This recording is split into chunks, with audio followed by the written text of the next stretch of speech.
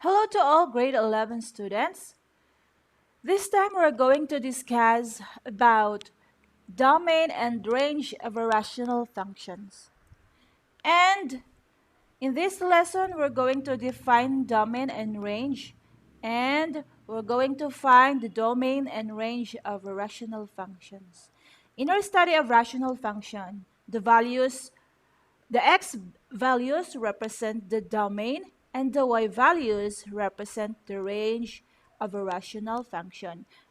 So by definition, domain is the set of all values that the variable x can take. So hindi lang yon. Again, pag sinabi nating domain, ito yung x natin, ito yung input natin, ito yung independent variable natin, and ito yung denominator natin pagdating sa rational function. Range is the set of all values that y or f of x can take. Okay, dito naman, hindi lang siya yung range, kundi siya ay y din, kundi siya ay output din, siya rin si dependent variable, at siya naman din si numerator sa ating rational function. Now, if you can recall, we can write the domain and range using different forms. First is by roster format. Ayan. This method enumerates the lists of all values in the set. Example, the domain of R of D are 1, 1.25, 1.5, 1.75, and 2.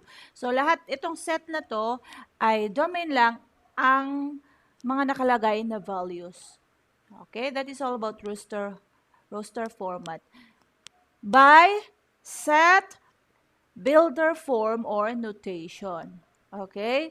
So example, yan yung example. How to read again.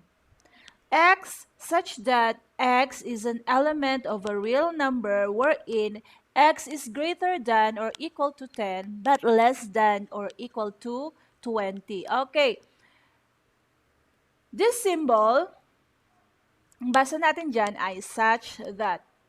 This symbol, yung E ay element, yung R ay real number. Okay? Huwag natin kalimutan kung paano basahin. So, ito, babasahin natin yan na x such that x is an element of a real number wherein x is greater than or equal to 10 but less than or equal to 20. And the last is by interval notation. Okay. So, in a function, this function can be written in the form, from negative infinity to positive 3, union of positive 3 to positive infinity means that the values of the domain can take all real values of x except 3. Otherwise, anong mangyayari? The function is undefined. Okay, lahat ng numbers, lahat ng values pwede, wag lang 3. Kasi 3 minus 3 is magiging 0 yung ating domain. At hindi pwede yun. Okay, so remember, itong set builder notation and interval notation, we have already learned how to use this sa ating lesson na solving rational inequalities. Okay? So, ngayon, gagamitin din natin ito sa ating lesson ngayon na domain and range. Let us have the first example. Find the domain and range of the rational function. So, ito yung first example natin. Ganito lang yan. Unahin muna natin, hanapin si domain. Okay, si domain muna tayo. Yan. Ito. X plus 2. So, ang gagawin natin, we're going to equate the denominator. X plus 2 equals 0. Therefore, x equals negative 2. And that will be our answer for domain. Yan na yung domain natin. Okay? Sa range naman tayo. Paghanap ng range, Sa paghanap ng range, ang gagawin lang natin dyan ay, bago tayo magtuloy kay range, isulat na natin yung ating, itong nahanap natin na domain, gamit ang set builder notation, at gamit si, itong magiging itsura niya, gamit si interval notation.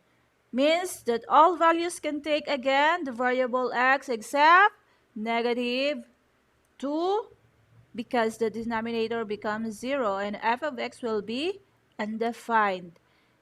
Okay? So to find the range, we're going to use f of x equals y so that y equals x minus 2 all over x plus 2. Yan, magiging ganyan na siya. And para ma-solve natin yan, yung y equals, nasa na yun? Yan. Yung y equals x minus 2 all over x plus 2. Ang gagawin lang natin dyan, i-multiply natin si y.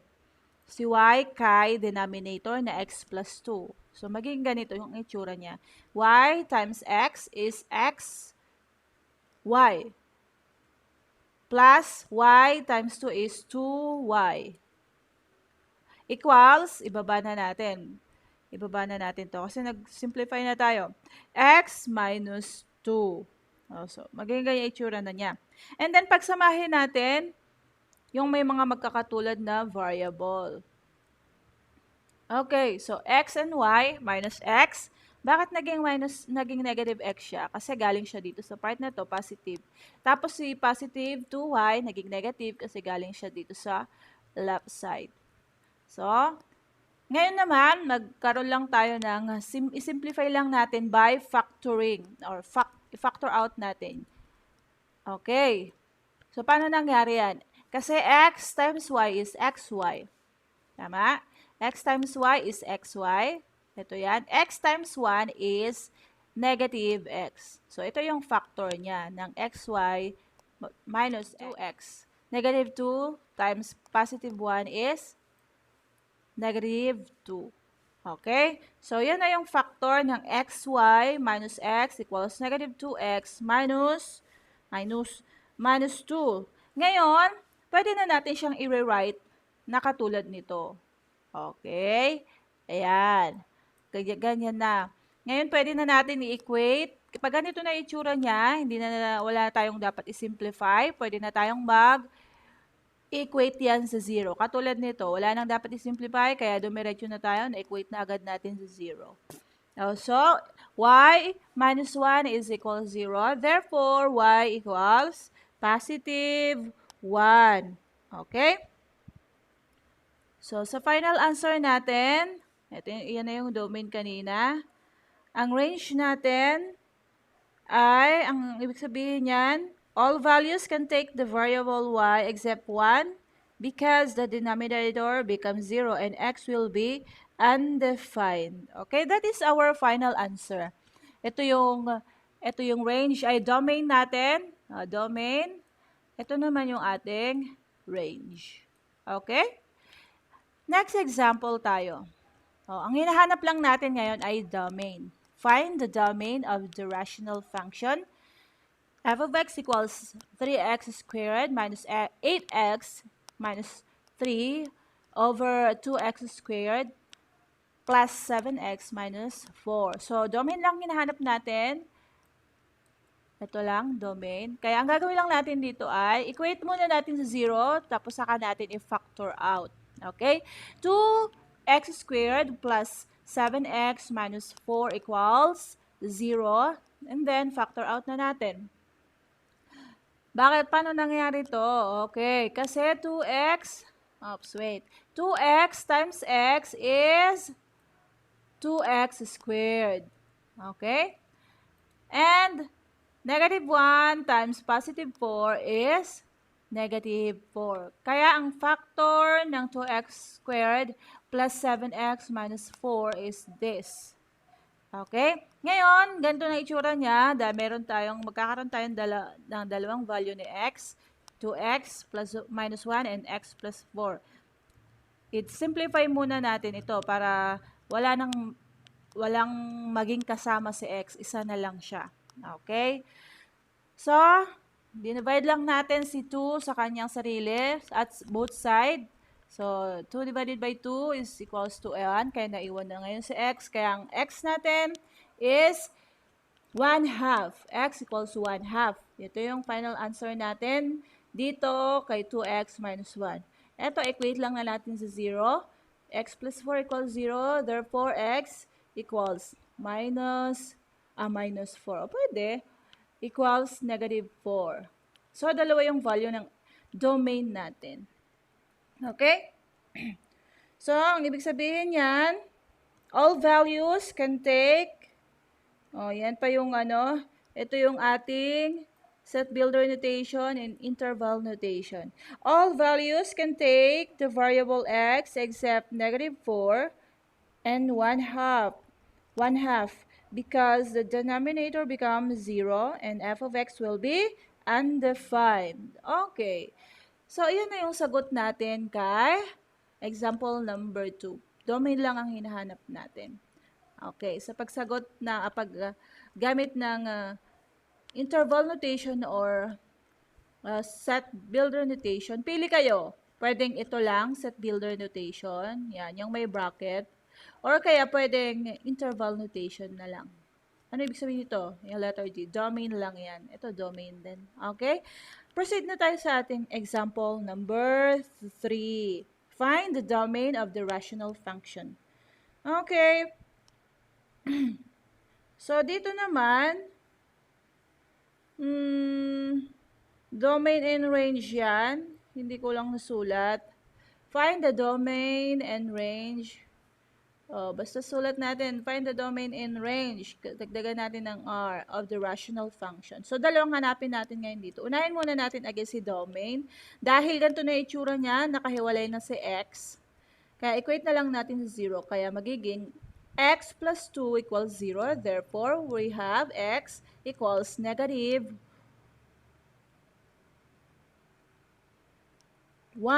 Bakit dapat ito 1 to?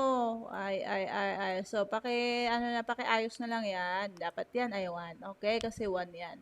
Naguluhan na yung, hindi ko naayos na mabuti. Okay. Sorry for that naman. Okay. Kaya ang ating domain ngayon ay x equals -1.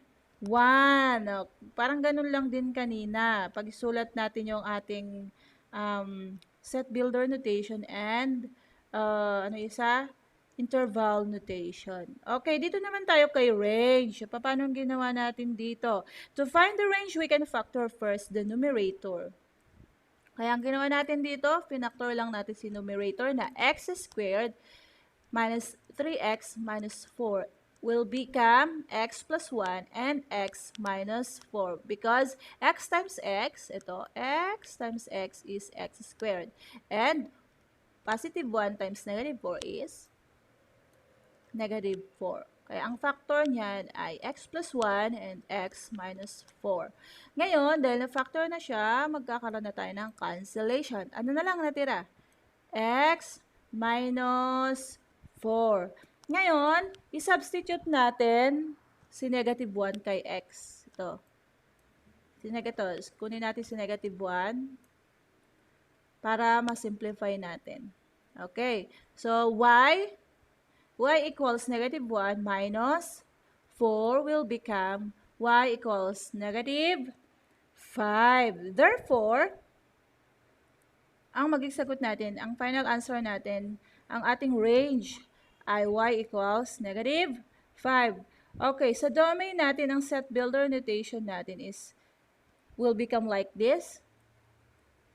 And our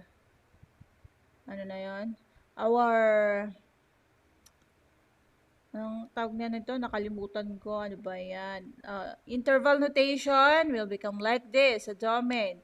Dito naman sa range will become like this. Okay. Ma'am, paano ba?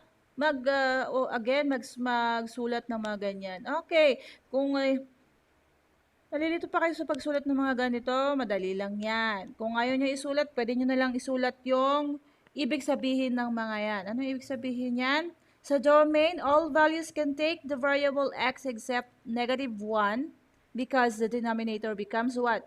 0, and f of x will be undefined. Okay? So, ganun lang yun kadali. Yan naman yung interval notation ng ating range. Range yan. Okay.